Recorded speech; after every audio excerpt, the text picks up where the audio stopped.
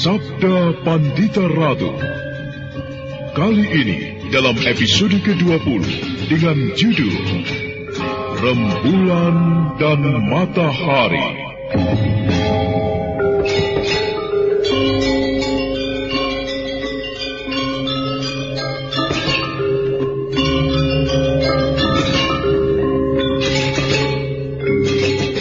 Dalam seri ke-589 ini didukung oleh para pemain Wit Hendra sebagai Panembahan Dwipayana, Untung sebagai Cantrik Dawu, Nanang sebagai Diposari, Kris Urspon sebagai Rudra Bondo, Rusli sebagai Paraji Gading, Herman sebagai Pekatik Kuda, Amrizal sebagai Sais Kereta, dan Asdi Suhastra, pengantar cerita.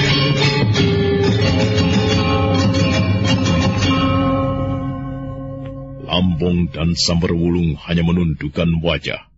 Keduanya hanya bisa mengumpat di dalam hati. Tali jangat telah mengikatnya sedemikian kuatnya. Namun lebih dari itu, urutan-urutan pada simpul syaraf tertentu pada kaki-kakinya yang telah dilakukan oleh orang yang mampu mengubah-ubah wajah itu benar-benar melumpuhkan tubuhnya. Dan yang paling dibencinya adalah karena jatuh kepada para prajurit Singasari. Kau yakin bahwa mereka benar-benar perampok yang bernama Lambong dan Samberwulung itu? Aku sangat yakin. Bagus. Senopati Diposari dan Rudra Bondo ternyata telah berhasil menangkapnya. Hei Kisanak, siapa namamu? Joyo Pangkah, Tuan. Joyo Pangkah. Di mana kalian bertemu dengan Senopati Diposari dan Rudra Bondo? Datang di rumah saya di Sumberwatang, Tuan. Saya sedang mencangkul Pategalan ketika Tuan Diposari itu datang ke tempat saya, menyerahkan kedua tawanan itu dan memerintahkan untuk mengantarkannya kemari, Tuan. Sumberwatang? Benar, Tuan. Cukup jauh. Adakah Tuan Senopati Diposari itu menyampaikan pesan? Tidak, Tuan. Ya, baiklah. Kami terima penyerahan tawanan itu kepada kami.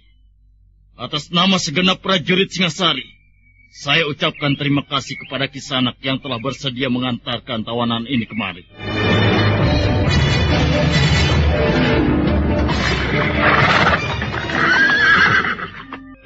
Siapa nama kedua perampok yang tertangkap itu? Katanya yang seorang bernama Lambong, seorang lagi bernama Samberwulung. Keduanya perampok yang cukup lama membuat resah karena memiliki kemampuan kanuragan yang cukup tinggi. Syukurlah. Dengan demikian Singasari akan semakin tenang dan mapan. Tetapi apakah kau mendengar siapa orangnya yang bisa menangkap kedua perampok itu? Apakah sekelompok prajurit atau siapa? Senopati Diposari dan Rudra Bondo. Nah, kedua senopati itulah yang telah menangkapnya, Kiai. Bukan main, bodoh sekali. Benar-benar bodoh. Bagaimana mungkin Lambong dan Samberwulung itu bisa tertangkap? Apalagi yang menangkap adalah Senopati Diposari dan Rudra Bondo. Sangat tidak masuk akal dan tidak mungkin. Ilmu kanuragan yang dimiliki kedua senopati itu jelas bukan tandingannya. Gila. Ini bisa merepotkan. Apalagi jika kepada Baginda, Lambong dan Samberwulung sampai menyebut-nyebut namaku. Demi, aku harus melakukan sesuatu. Selamat datang anak Mas Diposari dan anak Mas Senopati Rudra Bondo. Saya telah mendapat perintah dari Sang Panembahan untuk menyongsong kedatangan anak Mas berdua. Kiai Cantrik mendapat tugas untuk menyongsong kami. Benarkah demikian? Demikianlah anak Mas. Sang Panembahan telah memerintahkan kepadaku untuk menerima kehadiran anak Mas berdua yang berkenan berkunjung ke padepokan yang terpencil ini. Bukan main. Sang Panembahan benar-benar sinik paninggal. Mari silakan anak Mas berdua untuk segera naik ke pendopo padepokan. Sang Panembahan segera akan menerima kehadiran anak Mas Senopati. Senopati Rudra Bondo dan Diposari dipersilahkan naik ke pendopo. Cantrik yang menerima kehadiran mereka kemudian menuju ke bagian induk dari bangunan padepokan untuk melaporkan kehadiran kedua senopati itu adalah Rudra Bondo yang kemudian tidak tahan menahan rasa penasarannya.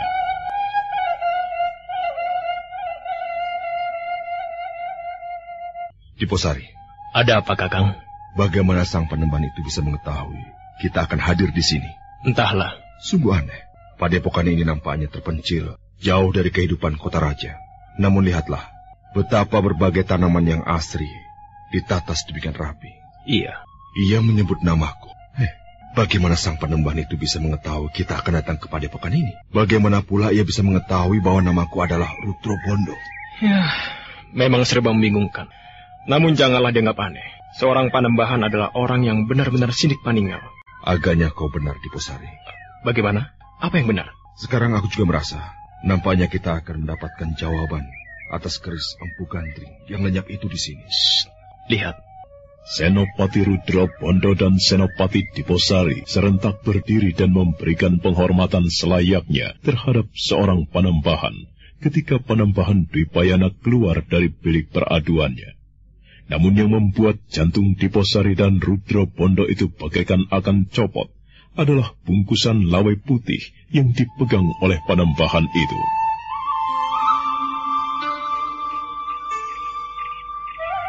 Selamat datang, anak mas berdua. Bagaimana kabar anak mas Diposari? Berkat pangestu sang Panembahan, saya dan Kakang Rudra Bondo selamat sampai di padepokan ini. Tidak kekurangan suatu apa.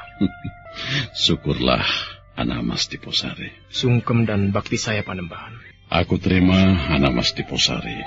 Semoga keselamatan dan ketentraman hati selalu anak mas dapatkan. Dan bagaimana denganmu, anak mas Senopati Rudra Bondo? Demikian pula dengan saya, Panembahan.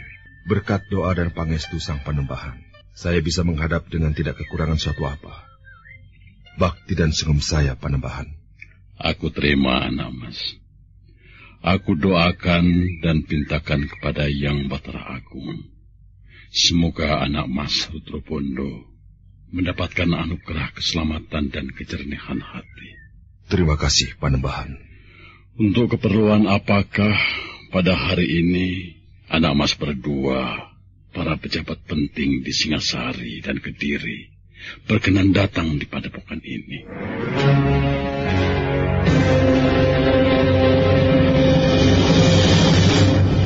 Pertanyaan itu dirasakan aneh oleh Rudra Bondo dan Diposari sebagai suatu hal yang aneh. Panembahan itu adalah orang yang serba mengetahui, ibarat weruh sak durunge winarah, bisa mengetahui apa yang belum terjadi. Namun mengapa sang Panembahan harus menanyakan apa keperluannya? Hati Rudra Bondo berdegup kencang ketika melirik ke pangkuan sang Panembahan. Tergolek sesuatu dalam bungkusan lawai putih yang diyakininya pasti keris Empu Gandring. Rudra Bondo memilih diam. Diposari yang kemudian memecah keheningan sesaat itu.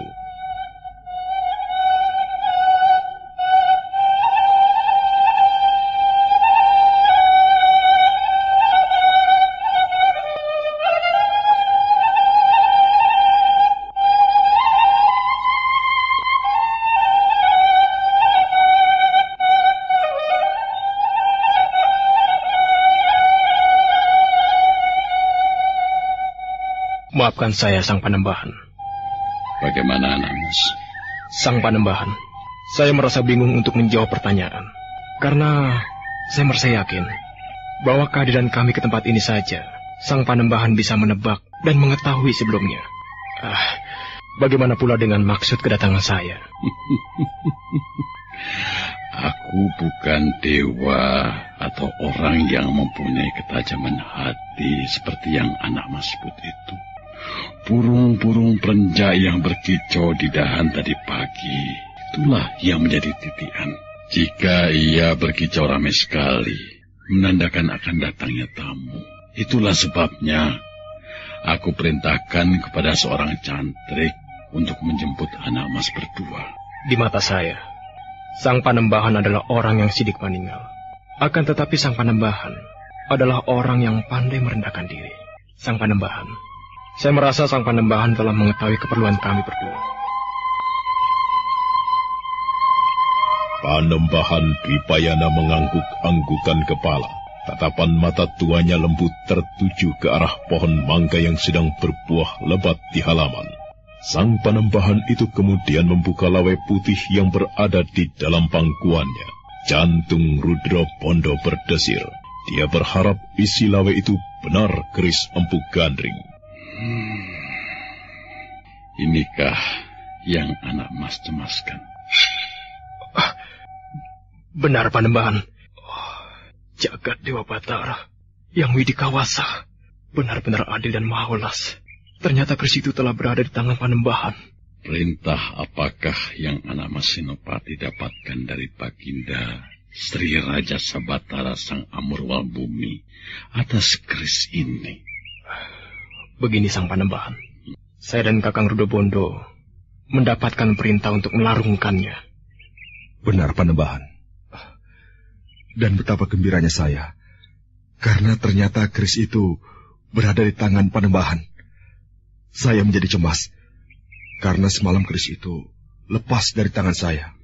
Apakah anak emas juga akan merasa bersyukur jika semalam keris ini tetap berada di tangan anak emas Rudrapondo? Bukankah karena keris ini anak emas hampir melakukan sesuatu hal yang membayangkan saja anak emas merasa tidak pernah terlintas?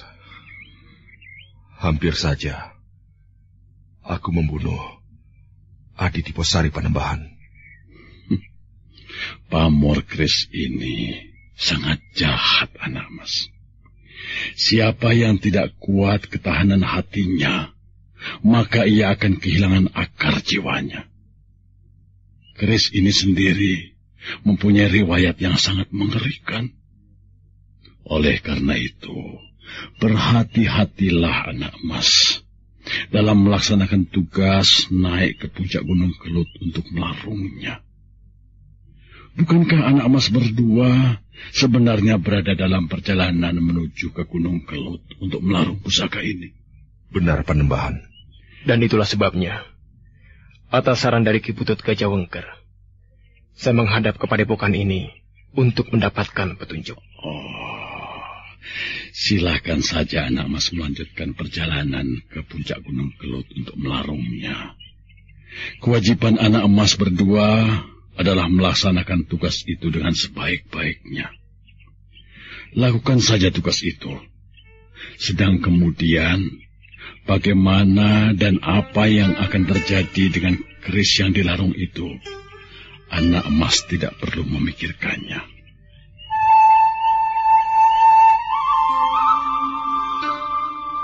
Diposari terdiam.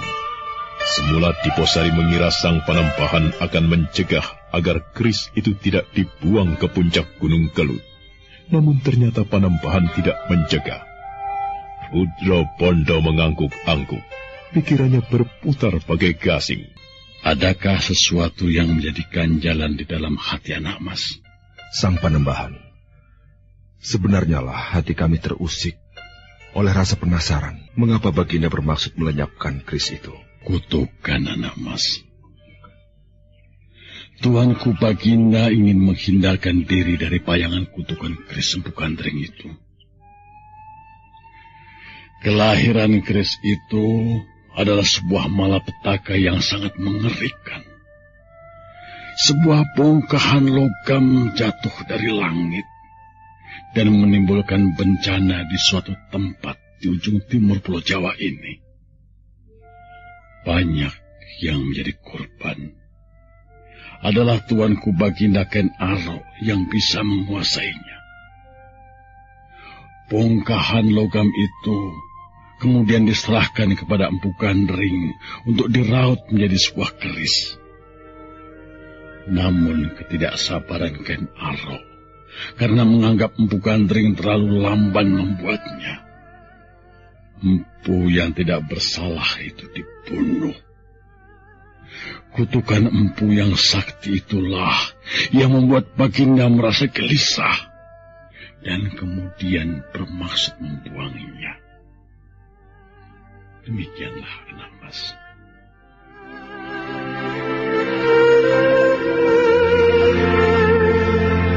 Diposari dan Rudra Pondo mengikuti penjelasan Panembahan dengan seksama.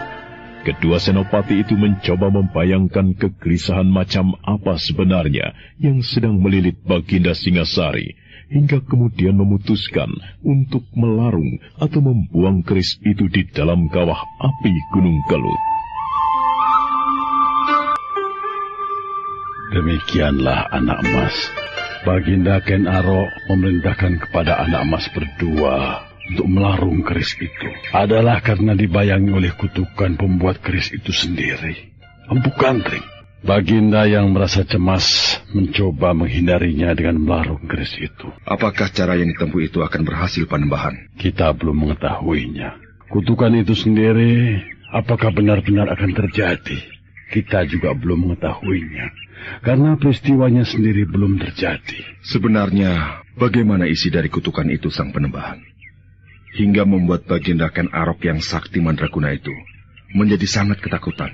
Berat rasanya aku untuk menceritakan hal itu, anak emas. Baginda memang pernah menceritakan kepadaku. Dan sebaiknya aku tidak perlu memperpanjang cerita itu dengan menceritakannya lagi kepada orang lain. Bagaimana dengan Pangeran Pati Panembahan? Bukankah Pangeran Pati berada di sini? Pangeran Pati berada dalam keadaan yang baik dan tidak kekurangan suatu apa. Anak emas tidak perlu mencemaskannya. Apakah kami diperkenankan untuk melihatnya, Sang Panembahan? Maafkan aku yang sudah tua ini, anak emas. Aku berpendapat Pangeran Pati itu tidak perlu dijenguk oleh siapapun. Kelak, apabila telah tiba saatnya, suasana sudah memungkinkan, Pangeran Pati tentu akan kembali berada di Singasari. Bukankah demikian keadaannya, anak emas? Bukankah benar dugaanku bahwa keadaan di istana pada saat ini sungguh tidak sehat untuk Pangeran Pati Anusapati?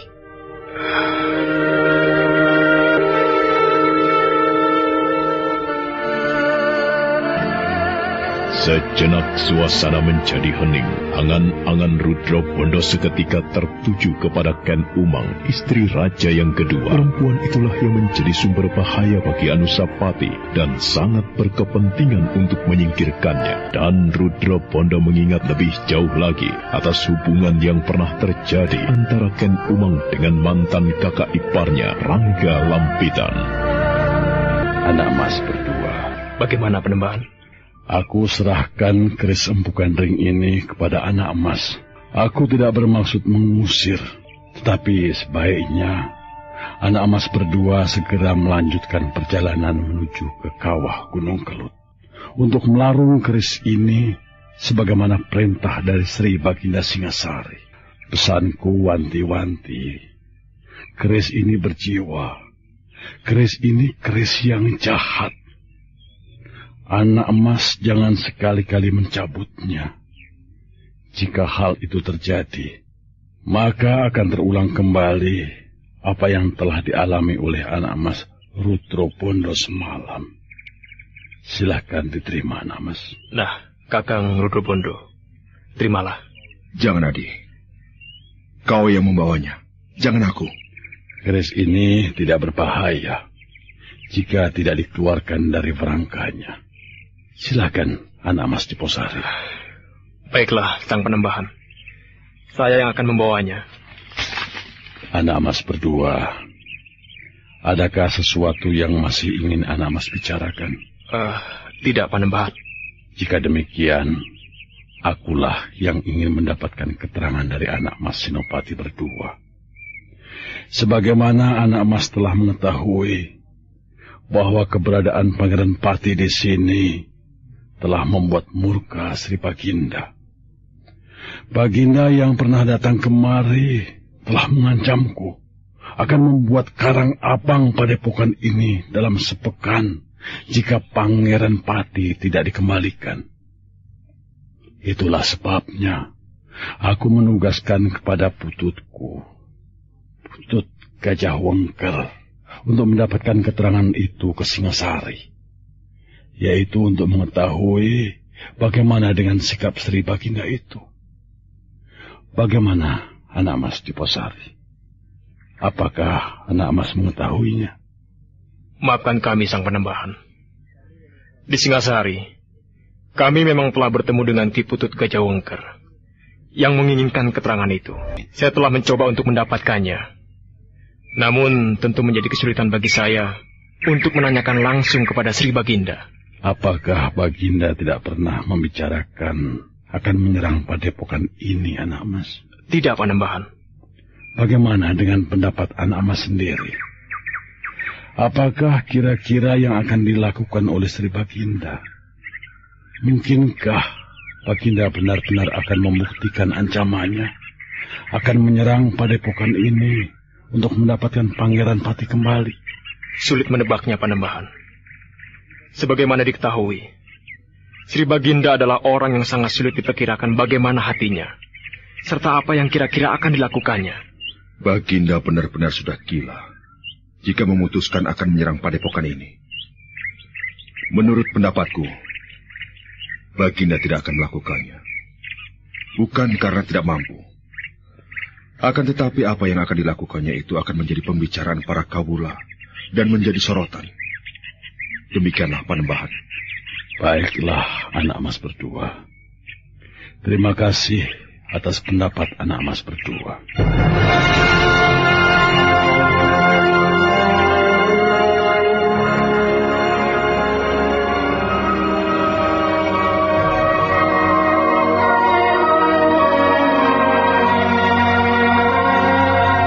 Maka demikianlah, Senopati Diposari dan Rudra Bondo telah minta diri kepada Sang Panembahan untuk melanjutkan perjalanan. 2 ekor kuda telah berderap meninggalkan padepokan yang asri di kaki Gunung Gangsir itu ke arah selatan. Tidak berapa lama ketika kedua senopati itu pergi, seorang lelaki keluar dari balik pintu, mendekati Panembahan Dwipayana. Dia adalah Wasi dari Panarukan.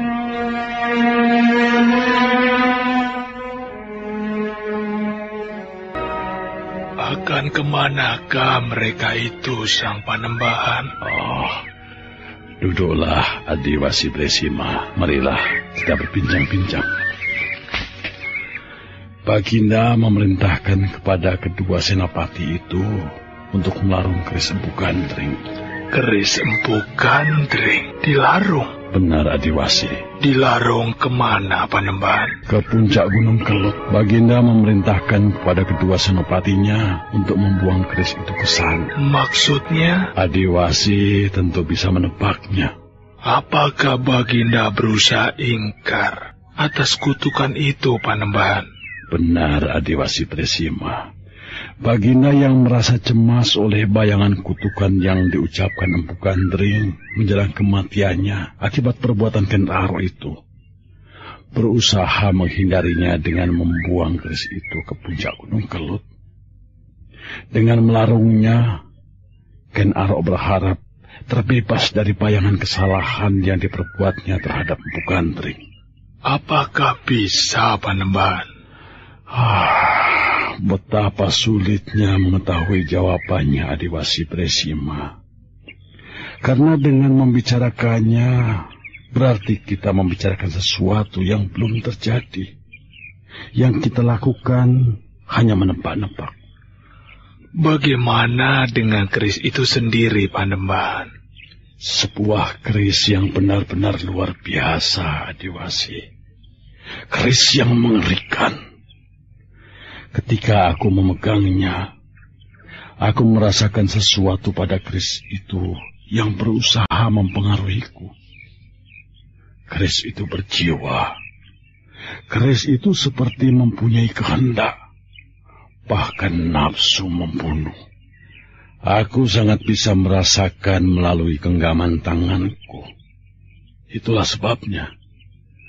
Bukanlah suatu hal yang aneh. Senopati Rudra Bondo yang mencabut keris itu tiba-tiba kehilangan sebagian kesadarannya.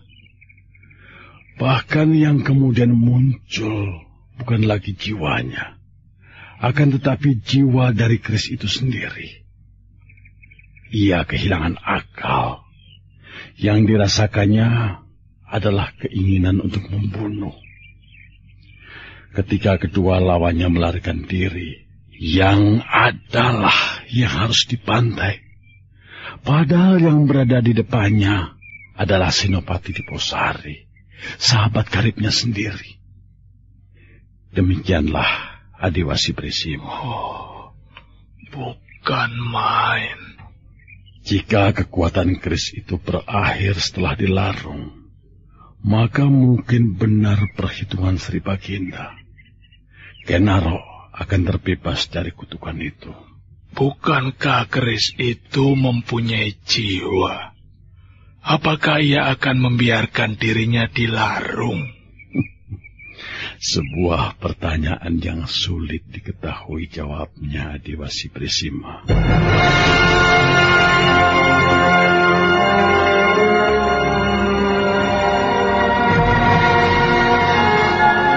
Sang waktu terus beranjak bergerak mengantarkan segala sesuatu menapaki masa depan. Senopati Rudra Bondo yang masih merasakan pedih luka di lengannya bersama Diposari terus memacu kudanya tanpa berhenti ke arah selatan.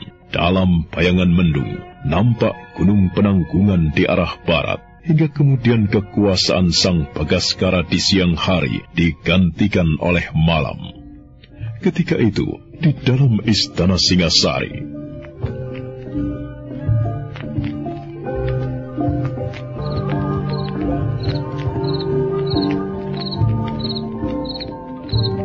Emban, hamba Tuan Putri. Sedang berada di manakah Baginda saat ini? Hamba Tuan Putri, Baginda saat ini berada di istana Tuan Putri Kendedes. Apa yang dilakukan Baginda itu di sana? Hamba tidak tahu, Tuan Putri. Kendedes tidak sedang berada di Keputren. Ia memaksa diri untuk kembali ke kampung halamannya di Panawijen. Mengapa tuanku berada di sana? Hamba tidak tahu, Tuan Putri. Rupanya Sri Baginda sedang rindu kepada istrinya itu. Dan sekarang melepas kerinduannya itu dengan berada di Keputrennya. Bahkan barangkali Baginda sekarang sedang menciumi bantal bekas baunya. Mengaku hamil? Sebuah cara yang rendah. Aku tidak yakin apakah Kendedes itu benar-benar hamil seperti yang disampaikan oleh emban tua keparat itu. Itu pasti sebuah cara untuk menarik perhatian Sri Baginda. Sial, perempuan tidak tahu diri kau, Kendedes.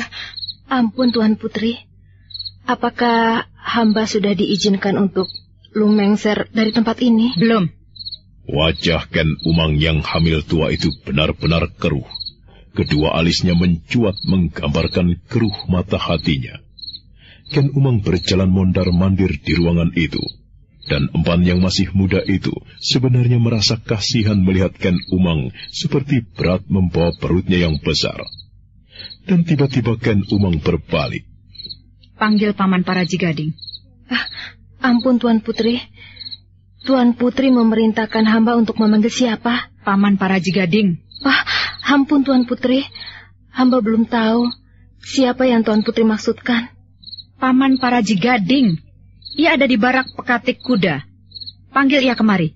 Katakan bahwa aku, Ken Umang, membutuhkannya. Baik, Tuan Putri. Cepat. Jangan terbengong-bengong seperti itu. Baik, Tuan Putri.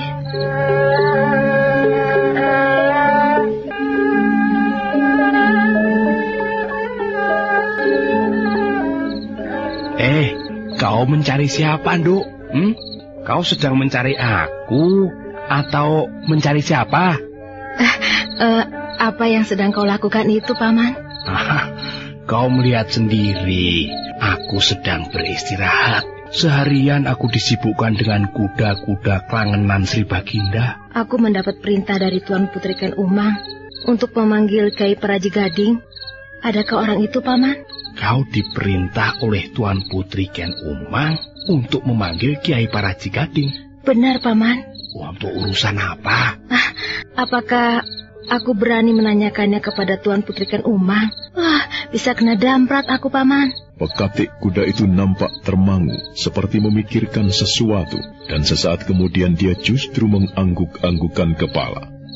Emban yang mendapat perintah dari Ken Umang itu melangkah mendekatinya. Dengan tergopoh-gopoh, emban yang masih muda dan berwajah cukup cantik itu menuju ke barak yang diperuntukkan para pekate untuk mencari Paraji Gading. Kepada seorang pekate kuda yang sudah berusia paruh baya, emban itu bertanya,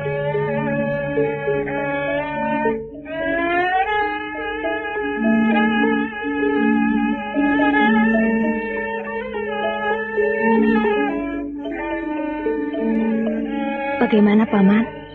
Di manakah Kiai Paraji Gading itu?" Wah, nampaknya kau harus kembali menghadap Tuan Putri Ken Umang, karena kau tidak berhasil menemukan orang yang kau cari itu, Nduk.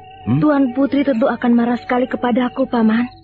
Tetapi, kemanakah sebenarnya orang yang bernama Kiai Paraji Gading itu? Dan siapakah orang itu, Paman? Apakah ia orang baru di sini? Dugaanmu itu benar, Nduk. Tetapi nampaknya Kiai Paraji Gading itu mempunyai hubungan yang khusus dengan Tuan Putri Ken Umang. Ya, terbukti Tuan Putri saat ini membutuhkannya. Lalu kemana dia, Paman? Sejak dari petang tadi, aku telah mencarinya. Tetapi ia tidak ada. Aku bermaksud menantangnya untuk bermain dakon. Ya, untuk mengisi waktu, karena kemarin aku telah dikalahkannya. Tuan Putri pasti akan memarahiku. Kalau begitu, ditunggu saja di sini ya. Tuan Putri akan semakin marah kalau aku tidak segera menghadap. Marah itu akan lewat dengan sendirinya kalau waktu terus berlalu, Nduk. Sudahlah, lupakanlah. Kita mempunyai pekerjaan yang lain, bukan? Pekerjaan apa? Kau ini pura-pura tidak tahu. Paman, mau kau kemanakan istrimu itu nanti? Aku sudah bosan dengannya. Ia sudah terlalu tua untukku. Tetapi Paman yang terlalu tua untukku. Wah, kita lihat saja nanti.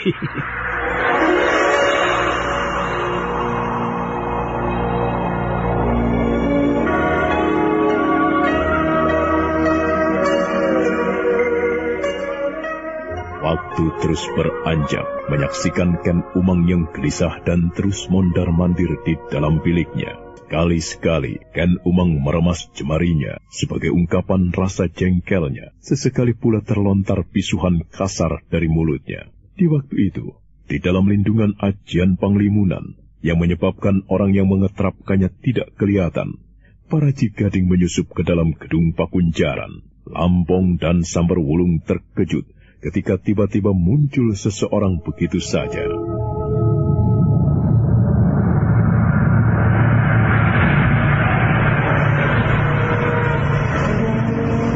Kakang Paraji. Iya, aku. Kenapa? Samberwulung dan Lampong yang terkulai lemah karena merasa lumpuh seluruh kekuatannya itu, dengan susah payah mencoba duduk. Dengan pandangan mata yang kecewa, Paraji Gading menatap keduanya. Kenapa kalian bisa sampai tertangkap?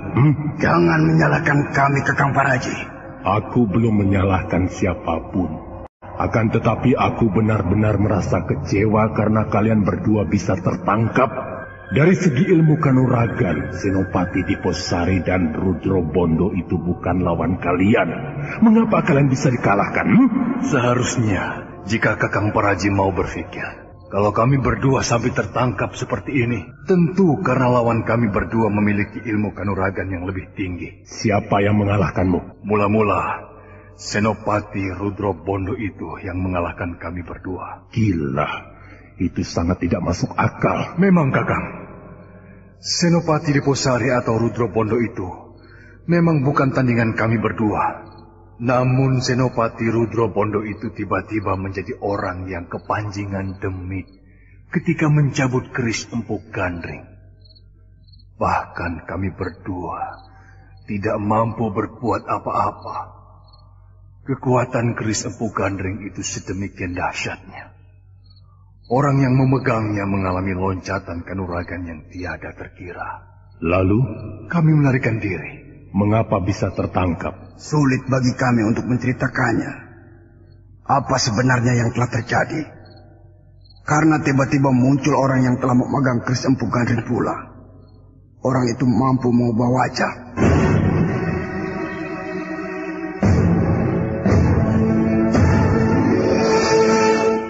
Nada Paraji Gading berdesir mendengar penjelasan itu. Ingatannya segera tertuju kepada peristiwa yang dialaminya sendiri.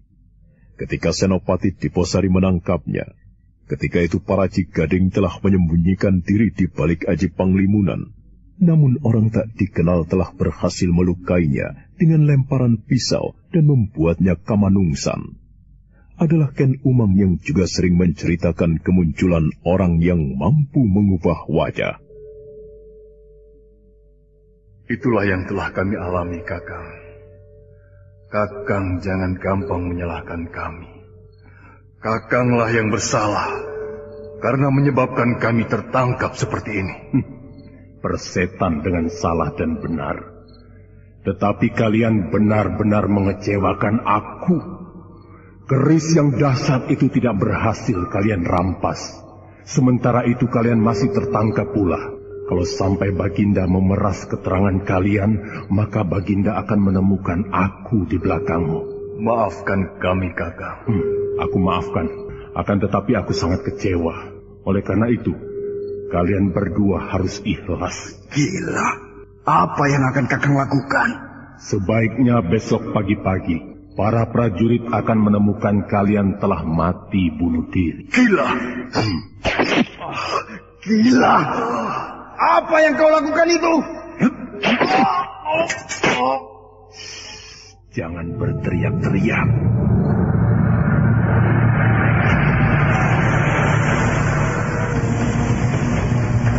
Dua buah pisau yang telah dipersiapkan sebelumnya menancap di masing-masing dada Lambong dan Samberwulung. Kedua tangan Paraji Gading segera mendekap mulut kedua orang itu untuk tidak menimbulkan suara gaduh. Lambong dan Samberwulung merontak kesakitan, namun sesaat kemudian tubuh itu pun membeku. Paraji Gading tersenyum. Kedua pisau itu kemudian dicabutnya dan digenggamkannya ke masing-masing tangan Lambong dan Samberwulung untuk menimbulkan kesan seolah-olah kedua orang tahanan itu bunuh diri.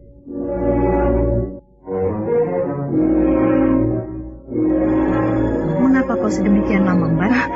Ampun, Tuan Putri. Itu karena hamba mencari Kiai Paraji itu kemana-mana.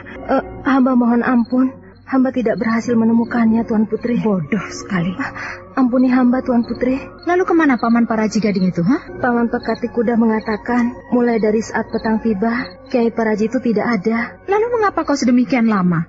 Mengapa kau tidak segera kembali begitu mengetahui Paman Paraji itu tidak ada? Hamba khawatir Tuan Putri akan memarahi hamba. Itulah sebabnya hamba mencarinya kemana-mana. Tetapi tidak ketemu, Tuan Putri. Nampaknya ada sesuatu yang aneh pada dirimu, Mban. Ampun, Tuan Putri. Rambutmu nampak sedikit aut-autan. Ketika tadi aku perintahkan mencari Paman Paraji, dandanan sanggulmu tidak seperti itu. Rambutmu sedikit aut-autan. Dan bau keringat. Apa yang telah kau lakukan? Ampun, Tuan Putri. Hamba tidak melakukan apa-apa. Kau pasti habis melakukan sesuatu, ya? Kau pasti baru melayani seorang lelaki, ya? Ayo, mengaku saja. Ampun, Tuan Putri. Hamba tidak melakukan apa-apa. Aku bukan orang yang bodoh, Mban. Kau tentu melakukannya dengan seorang pekatik. Di atas rumput. Lihat ini. Ini ada beberapa helai rumput makanan kuda yang masih menempel di pakaianmu. Kau pasti meladeni rayuan seorang pekatik kuda. Benar bukan? Hamba bersalah. Ceritakan. Dengan siapa kau melakukannya? Dengan Paman Pekatik Tanu Giring, Tuan Putri. Ki Tanu Giring. Pekatik kuda yang sudah tua itu? Hamba, Tuan Putri. Ki Tanu Giring itu sudah tua. Mengapa kau melayaninya? Bukankah Ki Tanu Giring itu sudah mempunyai istri? Hamba, Tuan Putri. Hamba mengaku salah. Jawab. Bukankah Ki Tanu Giring itu telah beristri? Benar, Tuan Putri. Bagus sekali, Mban. Aku senang dengan apa yang kau lakukan itu. Lanjutkan saja hubunganmu dengan pekatik itu. Kau akan kuberi hadiah kalau berhasil merebut lelaki itu dari istri tuanya. Buatlah hati istri tuanya itu berantakan. Mbang itu justru kebingungan. Dia tidak percaya ketika melihat sikap Ken Umang padanya berubah sama sekali. Ken Umang tidak lagi menunjukkan kemarahannya. Bahkan Ken Umang nampak senang terhadap apa yang dilakukannya. Seperti bermimpi, bengong terlongong-longong ketika emban itu diizinkan meninggalkan Ken Umang sendirian. Dan di halaman, emban itu termangu. Sudah gilakah aku ini? Sudah tidak waraskah aku?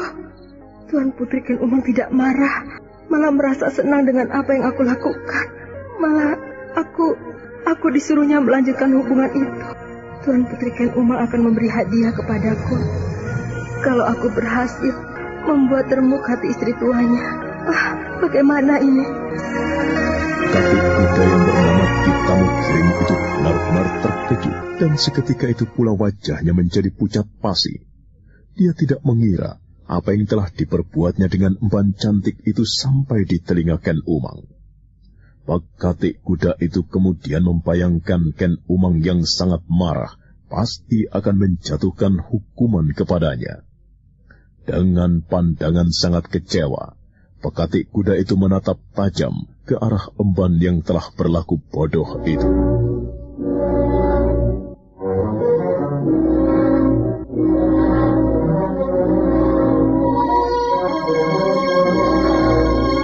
Mengapa kau sedemikian bodoh, Tondo? Mengapa yang kita lakukan itu kau ceritakan kepada Tuan Putri Ken Umang? Mengapa? Pertimbangan apa yang kau pergunakan itu, Dok? Bagaimana kau bisa sedemikian bodoh, Tondo? Maafkan aku, Paman. Kakak. Maafmu itu sangat terlambat sekali, Dok. Kita berada di dalam bahaya. Aduh. Mengapa kau bisa menyulitkan aku seperti ini, Tondo? Tuan Putri Ken Umang tentu sangat marah kepadaku. Jangan tergesa-gesa menyalahkan aku, Kakang. Aku sama sekali tidak mengatakan apapun kepada Tuan Putri. Aku tidak begitu bodoh untuk membuka wadi kita itu. Aku tidak melakukannya. Lalu bagaimana Tuan Putri Ken Umang bisa menebaknya? Bagaimana? Aku tidak bisa mengelak, Kakang. Tuan Putri itu benar bermata tajam. Tuan Putri melihat keadaanku yang tidak wajar. Masih ada beberapa lembar rumput yang menempel di tubuhku. Kemudian sanggulku yang berubah, bahkan juga keringatmu. Aduh, gila. Aduh. Lalu bagaimana ini, Dok? Bagaimana ini? Tetapi Tuan Putri tidak marah, Kakang. Apa? Bagaimana? Ternyata Tuan Putri tidak marah. Piye ini? Piye? Kepriye, Tondo? Kepriye? Tuan Putri tidak marah. Dan malah senang. Hus, kau jangan mengarang cerita macam-macam, Tondo. Sungguh, Kakang. Tuan Putri ternyata tidak marah. Bahkan kemudian malah mendorongku untuk terus melanjutkan hubunganku denganmu. Bahkan Tuan Putri Ken Umang menjanjikan akan memberi hadiah kalau aku bisa merebut Kakang dari istri Kakang. Pekatik kuda yang bernama Ki Tanugiring itu termangu beberapa saat, seperti betapa susahnya dia menelan apa yang disampaikan emban itu kepadanya. Namun belum juga dia berhasil mengerti atau mengetahui mengapa Ken Umang bisa bersikap demikian. Pekatik kuda itu melangkah mendekat, diraihnya pundak emban yang cantik itu.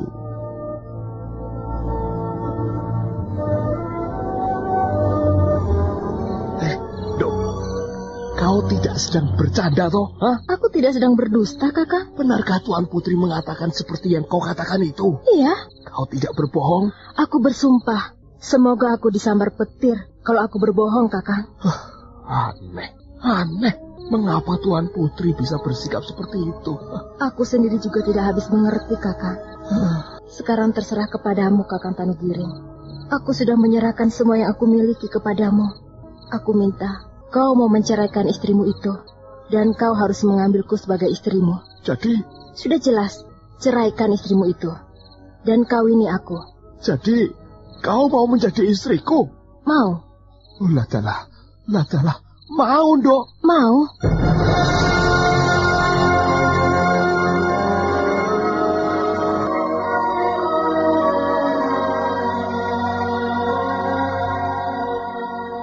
Tatapan mata pekatik kuda atau perawat kuda kelanganan Baginda Ken Arok itu termangu. Ingatannya kemudian tertuju pada istrinya, serasa ada sesuatu yang tidak pada tempatnya.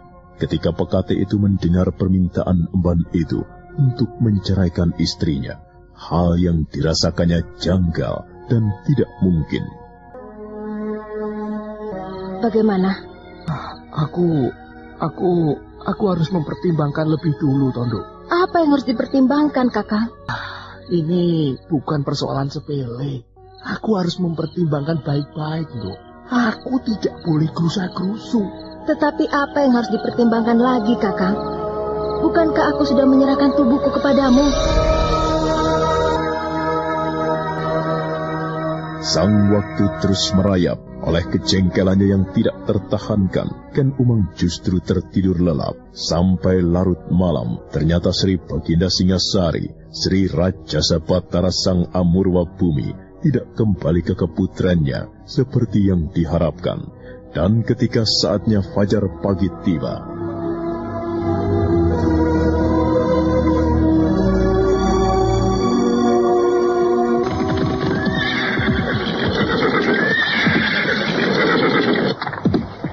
Kakang Rudro Bondro, tampaknya hanya sampai di sini kita berkuda.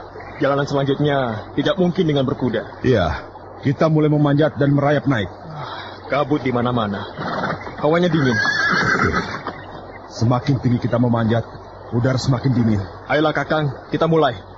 Rudro Bondo dan Tiposari membiarkan kuda-kuda mereka di hamparan rumput yang agak luas. Kedua senopati itu mulai memanjat naik. Bayangan puncak kelut tidak nampak tertutup oleh tebalnya kabut. Setapak demi setapak mereka berjalan, dan ada kalanya mereka harus memanjat dengan amat hati-hati karena keadaan tebing yang sedemikian rupa. Sesekali pula, mereka harus menggunakan lambaran olah kanuragan yang mereka miliki dengan melenting dan kemudian hinggap di ujung bebatuan yang runcing.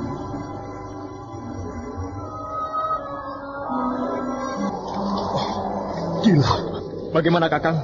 Memanjat seperti ini. Kelihatannya sederhana. Akan tetapi melelahkan sekali. Jantungku mulai berpacu. Barangkali karena luka dengan kananmu itu, Kakang. Hanya pedih sedikit. Obat luka yang aku taburkan telah memampatnya. Kakang, lihat di timur.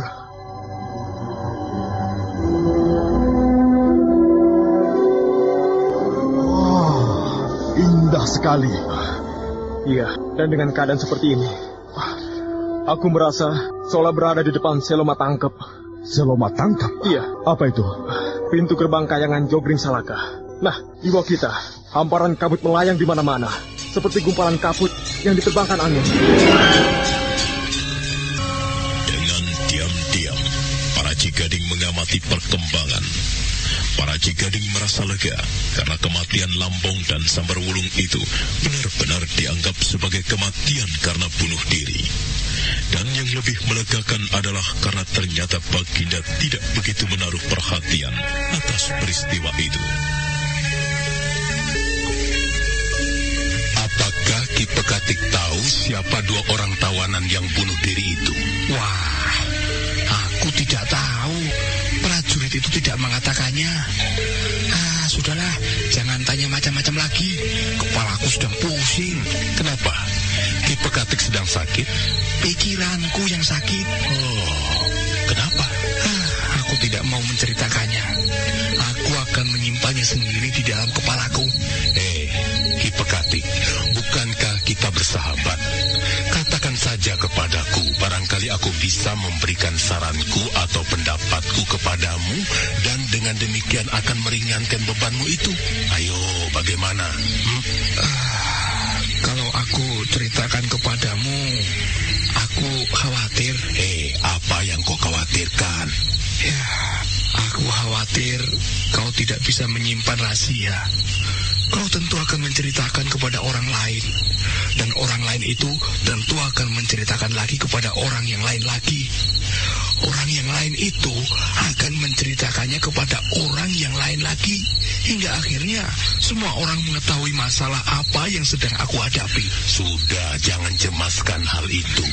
Aku berjanji tidak akan bercerita pada siapapun. Aku bingung. Aku tahu itu apa yang kau bingungkan. aku sudah beristri. Dan aku mempunyai 2 anak yang sudah dewasa dari istriku itu. Meski istriku tidak ikut aku tinggal dan mengabdi di dalam istana ini, dan istriku tinggal di Kedayunan sana, menunggui rumah dan pekarangan, serta sawah warisan dari orang tuanya. Akan tetapi, aku masih mencintainya. Lalu apa yang membuatmu bingung? Beberapa lama ini, aku telah menjalin hubungan dengan seorang emban yang masih muda dan cantik. Bagus sekali itu. Sebuah pengalaman yang sangat menarik. Emban itu menuntutku untuk mengawininya. Apakah ia hamil? Ya belum. Mengapa tidak kau kawini saja? Jamak dan tidak aneh seorang lelaki beristri lebih dari 1. Baginda sendiri juga memiliki istri lebih dari 1. Istri pertamanya adalah Tuan Putri Ken Dedes. Istri keduanya Tuan Putri Ken Umang. Sudahlah, kawini sajalah. Aduh, tuntutan emban itulah yang membingungkanku. Apalagi tuntutannya itu didukung oleh Tuan Putri Ken Umang. Tuan Putri Ken Umang mendukung? Iya. Apa tuntutannya? Aku harus melepaskan istri tuaku. Mengapa tidak kau lepaskan saja?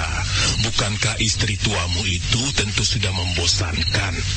Kalau kau seekor kucing, tentunya kau akan memilih daging yang lebih menyegarkan, bukan?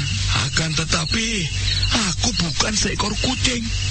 Aku manusia. Justru karena kau itu seorang manusia, kau bisa berpikir sementara kucing tidak. Menurutmu, bagaimana seharusnya aku berpikir? Kau ini berpikir pun harus meminta bantuan orang lain. Maksudku, bagaimana pendapatmu begitu? Kalau aku jadi kau, aku buang istri tua itu. Kemudian aku nikmati sepuas-puasnya saat bersama dengan istri yang masih muda dan cantik lagi. Kalau aku berpikir, aku tidak seperti itu. Lalu bagaimana? Ya, kasihan istriku. Ia sudah terlampau lama mendampingiku. Rasanya tidak pada tempatnya jika aku menyakiti hatinya. Aku sendiri sudah tua, dan emban itu masih muda. Apakah kau masih sempat berpikir hal itu ketika kau mencumbuinya? Maksudku bukan itu. Lalu apa? Aku sudah tua. Emban itu masih muda. Nah, sebentar lagi aku akan menjadi kakek-kakek. Pada saat itu, apakah istri mudaku itu akan menerima kenyataan? Kenyataan bahwa suaminya sudah kakek-kakek, jumpo, bahkan pikun. Atau istriku tentu akan berpaling pada pemuda lain yang bisa memenuhi gelora hatinya yang masih muda. Apakah kira-kira tidak sakit hatiku nanti? Bukan main. Ternyata kau mempunyai pertimbangan yang cukup panjang. Tetapi mengapa kau harus khawatir membayangkan semua itu? Sudah, jangan pedulikan. Pikirkan saja kesenangan hari ini. Jangan pikirkan apa yang akan terjadi nanti. Apalagi besok. Jadi, aku harus menceraikan istri tuaku dan mengawini emban itu? Mengapa tidak? Pendapatmu tiada bedanya dengan Tuan Putri Ken Umang. Semula aku bingung mengapa Tuan Putri Ken Umang memiliki sikap seperti itu. Tetapi baru tadi aku menemukan jawabannya. Kenapa? Apa jawabannya? Karena Tuan Putri Ken Umang tidak suka pada istri tua Sri Baginda. Betul bukan?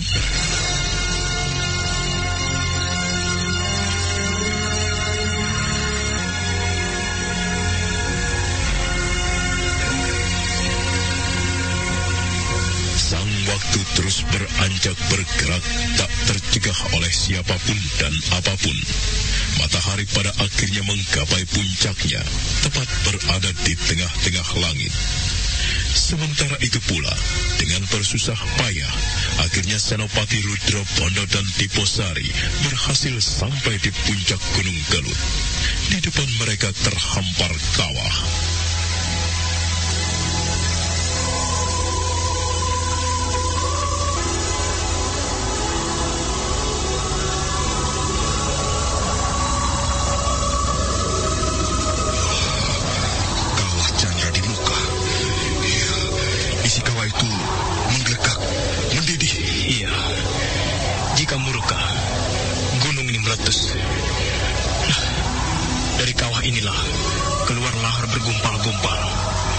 Batu-batu sebesar kerbau, bahkan gajah, dilemparkan oleh tenaga yang luar biasa dahsyatnya, melesat ke udara.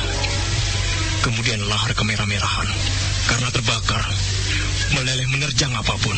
Sulit membayangkan bagaimana hal semacam itu bisa terjadi. Maksud Kakang? Membayangkan peristiwa apa sebenarnya yang sedang bergolak di dalam perut bumi, yang sanggup melemparkan batu-batu besar, melesat ke udara, dan sekaligus membakarnya menjadi bara membara. Sebuah kekuatan yang maha mengerikan, yang sanggup melakukan hal itu. Oh, baunya menyengat sekali. Kakang, kau tahu bau apakah ini? Orang menyebut bau ini adalah bau belerang. Benarnya yang kuning agak pucat sedikit kehijauan. Beracunkah? Tidak. Kecuali kalau kau makan sekepal. Agaknya sudah saatnya kau lakukan tugasmu untuk melarung keris itu, Ading Diposari.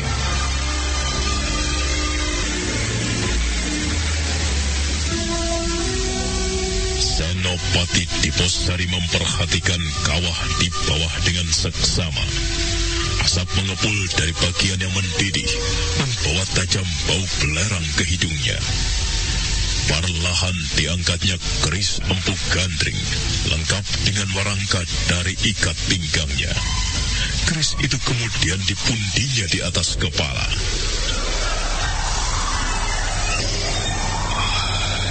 Iya, jika keris ini benar-benar memiliki jiwa, semoga ia tidak menghantuiku, karena aku harus melarungnya. Iya.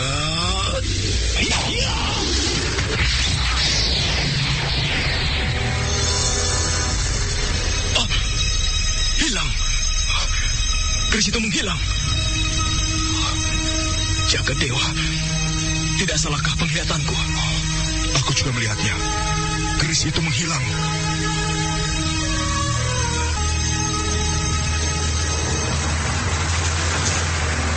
Diposari dan Rudra Bondo terperanjat bukan alang kepalang. Demikian keris itu dilemparkan ke udara. Benda itu berputar melesat ke arah kawah. Namun belum lagi keris itu menempuh separuh jarak untuk sampai dan menyentuh ke permukaan kawah.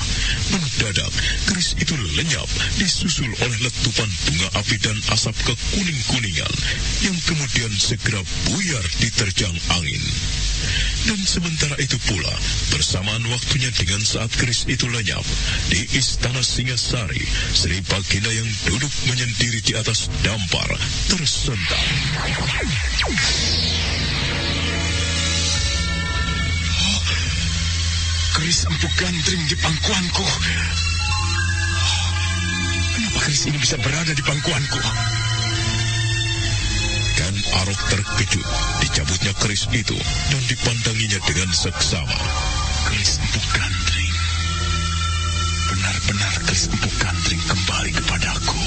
Dan Arok segera menyarungkan keris itu kembali dan bergegas keluar. Seorang prajurit yang berada di halaman istana dipanggilnya.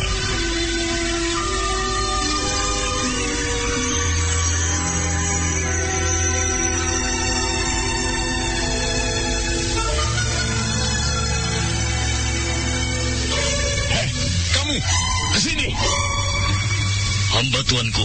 Apakah kau melihat Senopati Diposari dan Rudra Bondo? Ampun tuanku. Hamba merasa belum melihat kehadirannya. Baik, kembalilah ke tempatmu.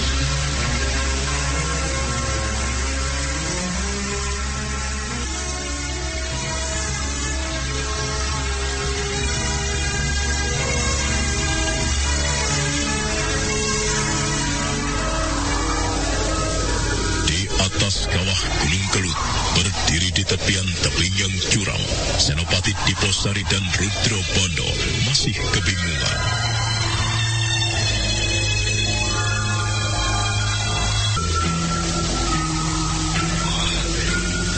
Sedang memimpikah kita atas apa yang baru saja kita alami ini, Kakang? Tidak, Diposari. Kita tidak bermimpi. Yang kita saksikan tadi adalah kejadian yang sebenarnya. Tapi, bagaimana menjelaskan peristiwa itu? Bagaimana kita kelak akan menjelaskan kepada Sri Baginda? Kita akan menceritakan apa adanya. Apakah Sri Baginda akan percaya? Keris itu benar-benar berjiwa, Kakang. Keris itu tidak mau dilarung. Ia lenyap begitu saja. Aneh sekali. Sungguh sangat aneh. Nampaknya kita akan kembali menghadap Sang Panembahan Adi Diposari. Hanya Sang Panembahan orangnya yang bisa menjelaskan peristiwa ini. Iya, kau benar, Kakang.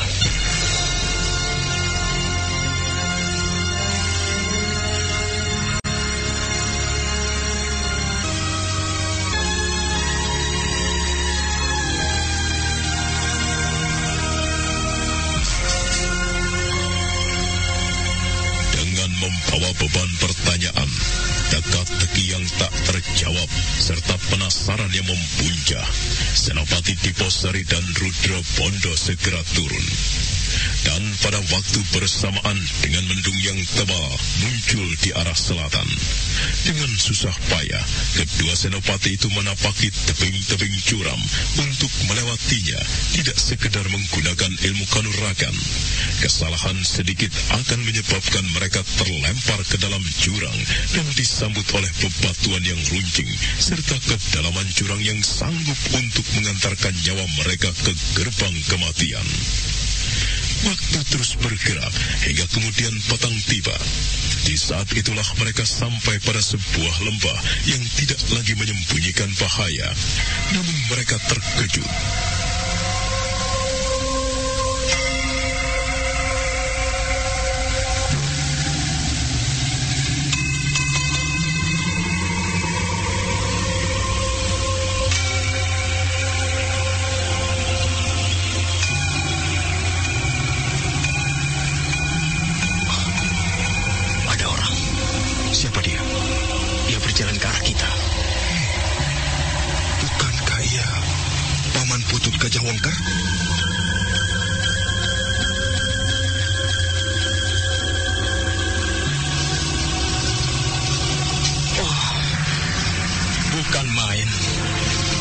Terasa sempit sekali, Paman. Kenapa Paman bisa berada di sini? Aku telah kembali ke Padepokan Dandang Kandaka di kaki Gunung Gangsir, Nak Mas. Dan Sang Panembahan telah memerintahkan aku untuk membayangi perjalanan Nak Mas berdua melarung keris itu. Agaknya Nak Mas telah menyelesaikan pekerjaan itu dengan baik. Pujian itu tulus? Ataukah sebenarnya Paman sedang menyindir kami berdua?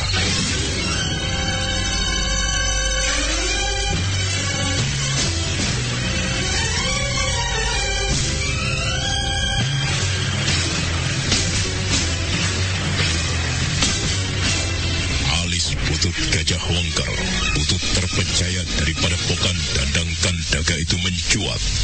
Putut Gajah Wengker tidak mengerti arah pertanyaan Senopati Rudra Bondo. Senopati kepercayaan Rangga Lampitan di Kediri itu melangkah ke arah sebuah batu besar dan kemudian duduk. Senopati itu meringis ketika merasakan luka di lengannya mendadak terasa pedih.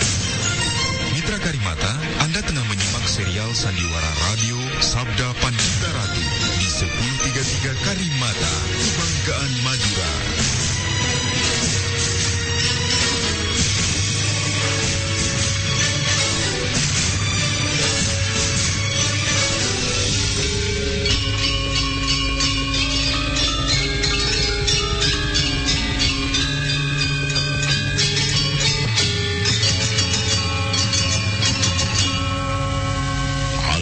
Putut Gajah Wengker, Putut terpercaya dari padepokan Dandang Kandaga itu mencuat. Butut Gajah Wengker tidak mengerti arah pertanyaan Senopati Rudrobondo. Senopati kepercayaan Rangga Lampitan di Kediri itu melangkah ke arah sebuah batu besar dan kemudian duduk.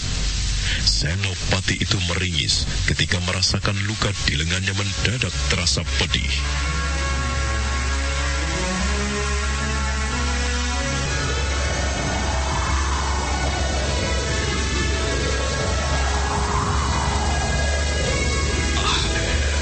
Bagaimana dengan lukamu? Lumayan. Berdarah lagi di Posari. Kau masih membawa obat memempat luka, bukan? Aku masih memilikinya. Tolong, taburkan ke lukaku. Baiklah.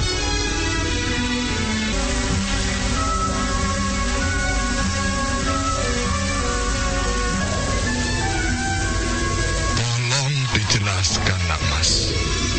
Apa yang Nak Mas maksudkan dengan pertanyaan Nak Mas itu? Nak Mas mengira aku menyindir. Menyindir yang bagaimana? Paman, ada sebuah peristiwa yang aneh yang kami alami. Keris yang kami larung itu raib. Benda itu menghilang. Bagaimana peristiwanya, Nak Mas? Sesampai di tepian kawah, aku lemparkan keris itu berserta warangka ke arah kawah yang bergolak. Keris itu melesat melayang. Namun belum sampai keris itu menyentuh permukaan kawah, keris itu mendadak lenyap. Hilang begitu saja. Disertai munculnya asap kekuning-kuningan. Nah, itulah sebabnya kami bergegas turun.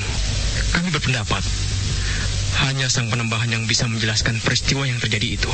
Kebetulan Ki Butut Gajah Wengker menyusul kami kemari.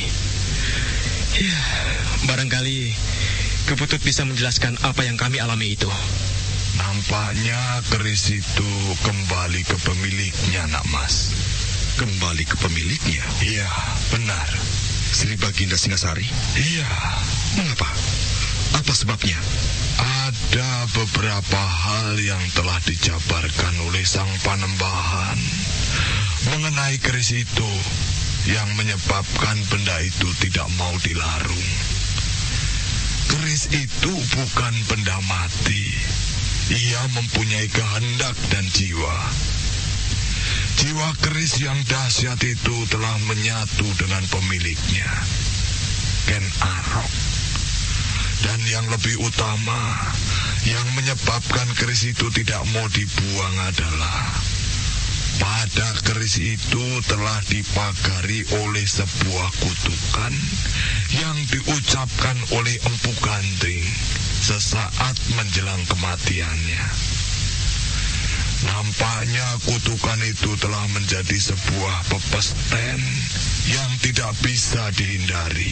Meski Ken Arok berusaha ingkar macam apapun, Sri Baginda berusaha menghindarkan diri dari kutukan yang membayanginya. Namun nampaknya keris itu tidak mau dipisahkan darinya. Kalau begitu, keris itu kembali kepada Sri Baginda? Itu adalah salah satu kemungkinannya, Nak Mas. Tetapi bisa juga keris itu melakukan sesuatu yang lain. Mungkin ia hinggap pada seseorang yang sesuai dengan pamornya. Seseorang itu bukan Ken Arok. Namun nampaknya kemungkinan itu kecil. Panembahan berpendapat hanya Sri Baginda seorang yang bisa menguasai pamor yang sangat dahsyat pada keris itu. Rupanya keris itu kembali ke dalam istana. Bagaimana di Posari? Bukan main. Ternyata kita menghadapi hal yang luar biasa sekali, Kakang. Ya, sayang sekali. Sang Panembahan tidak bersedia menceritakan apa sebenarnya isi kutukan itu. Ya, barangkali Paman Gajah Wengker mengetahuinya dan tidak keberatan untuk menceritakan kepada kami. Bagaimana, Paman? Kegelisahan apa sebenarnya yang menghantui Sri Baginda? Sayang sekali, Nak Mas. Sang Panembahan tidak bercerita apapun kepadaku. Sang Panembahan hanya mengatakan bahwa di dalam jiwa keris itu terdapat sebuah kutukan. Tetapi tidak diceritakan kutukan apa. Paman. Saran apakah yang bisa Paman berikan kepada kami berdua di sini? Bukankah Nak Mas bermaksud kembali menghadap Sang Panembahan? Benar. Nah, Sang Panembahan berpendapat sebaiknya tidak usah. Silahkan Nak Mas berdua untuk langsung kembali ke istana Singasari. Keberadaan Nak Mas di Singasari sangat diperlukan dalam waktu yang sangat dekat ini. Apakah akan terjadi sesuatu yang gawat, Paman? Panembahan tidak mengatakan apapun, Nak Mas.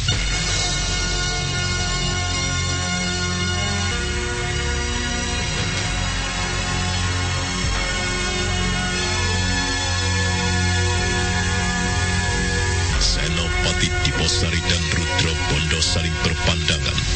Keduanya nampak dibayangi oleh keletihan tubuh yang luar biasa. Rudra Bondo termangu dalam berpikir, sementara Diposari yang kemudian memecahkan keheningan yang muncul sesaat itu.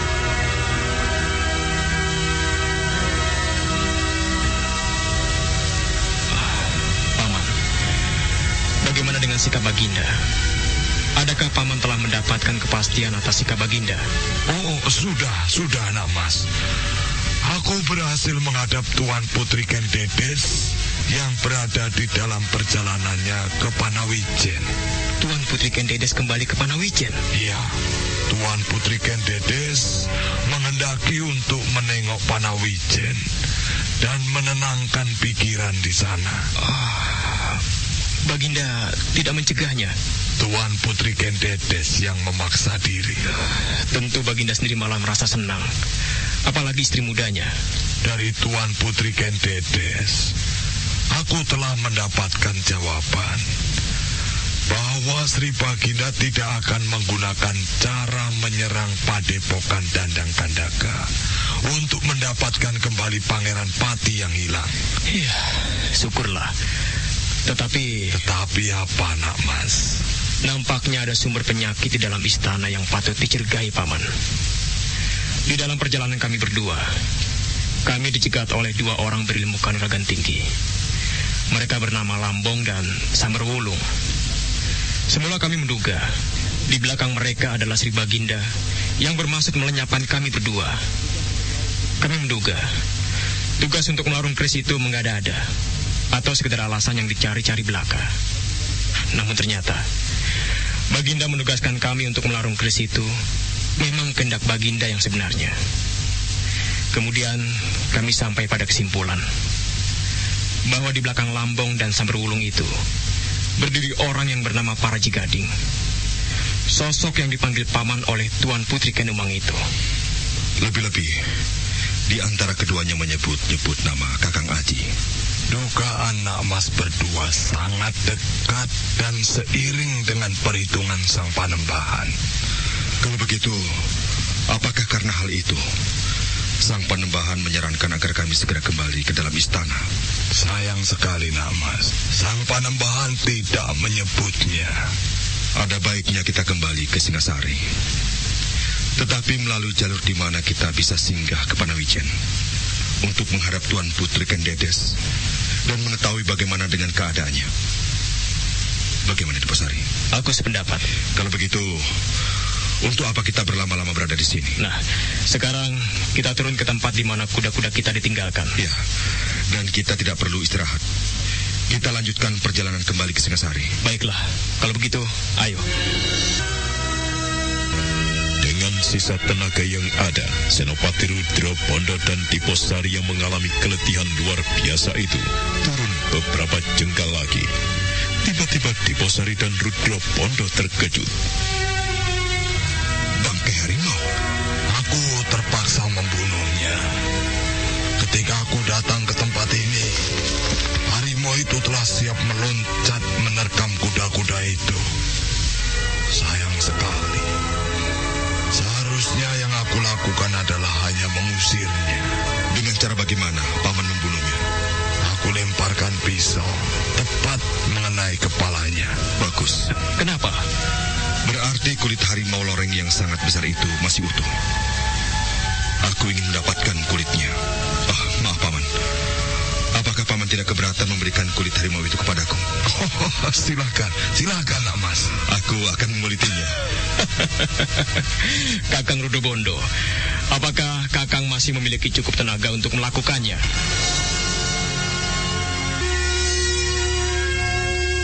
Dalam pada itu, kembalinya keris Empu Gandring telah membuatkan Arok nampak berubah perilaku. Perhatian Ken Arok banyak tertuju pada peristiwa aneh itu. Beberapa saat lamanya, Baginda Singasari itu lebih banyak berada di dalam gedung perbendaharaan pusaka-pusaka. Keris Empu Gandring berada di tangan kanannya. Keris itu telah dicabutnya dari warangkanya dan diamat-amatinya dengan seksama. Lamat-lamat bagai terngiang kembali kutukan Empu Gandring yang membayangi keris itu. Kutukan itu begitu bergetar, bergema di dadanya, dan seolah-olah bagaikan sebuah bende yang dipukul bertalu-talu, menusuk-nusuk gendang telinga, serta terasa sedemikian sakitnya. Ken Arok memasukkan keris itu kembali ke dalam warangkanya. Ketajaman pendengaran Sri Baginda itu mampu menangkap dengan jelas pembicaraan yang terjadi di luar pintu. Prajurit, hamba Tuan Putri. Benarkah Tuanku Sri Baginda berada di dalam gedung pusaka? Hamba Tuan Putri. Aku akan menghadap Sri Baginda. Mohon ampun Tuan Putri. Sri Baginda telah berpesan kepada hamba. Sri Baginda tidak mau diganggu. Mohon Tuan Putri jangan masuk ke dalam bilik pusaka. Apa? Kau melarangku? Kau tidak memperbolehkan aku memasuki gedung pusaka ini? Hamba sama sekali tidak bermaksud melarang Tuan Putri. Akan tetapi Sri Baginda telah memerintahkan hamba untuk melarang siapapun mengganggu tuanku. Apakah larangan itu termasuk aku, istrinya? Hamba Tuan Putri. Tuanku Baginda telah mengatakan siapapun. Maka hamba berpendapat, termasuk juga Tuan Putri. Dan bahkan andai kata Tuan Putri Gendedes juga menghendakinya, maka hamba akan mencegah. Ini semata-mata karena perintah dari Sri Baginda. Buka pintunya prajurit, aku akan masuk. Ampunkan hamba Tuan Putri. Hamba mohon Tuan Putri tidak melakukannya. Hei prajurit, kau tahu siapa aku, ha? Hamba tahu Tuan Putri. Tuan Putri adalah istri kedua Sri Baginda, Sri Raja Sabatara Sang Amurwa Bumi. Nah, kau mengetahui hal itu. Apakah kau masih akan berani membantah perintahku? Aku akan bertemu dengan Sri Baginda. Ayo, bukakan pintunya. Buka! Prajurit yang bertanggung jawab menjaga gedung pusaka itu menjadi kebingungan dengan keinginan Ken Umang yang memaksa diri untuk masuk ke dalamnya. Namun belum lagi prajurit itu bersikap, pintu itu sudah terbuka. Ada apa, Umang? Hamba tuanku. Ada apa? Prajurit ini telah bersikap kurang ajar kepada hamba tuanku. Aku kira ia tidak melakukan sikap kurang ajar, Umang. Dia melaksanakan perintahku. Kaulah yang terlampau memaksa diri. Sekarang pintu telah terbuka. Kau mau membicarakan sesuatu denganku? Hamba... Apa yang akan kau bicarakan, Umang? Kau aneh, Umang. Kau memaksa diri untuk bertemu denganku. Sekarang kau kebingungan ketika aku bertanya. Kau mempunyai keperluan apa? Bicaralah. Hamba mohon izin untuk menemani tuanku. Ampuni hamba tuanku. Baiklah. Masuklah, Umang.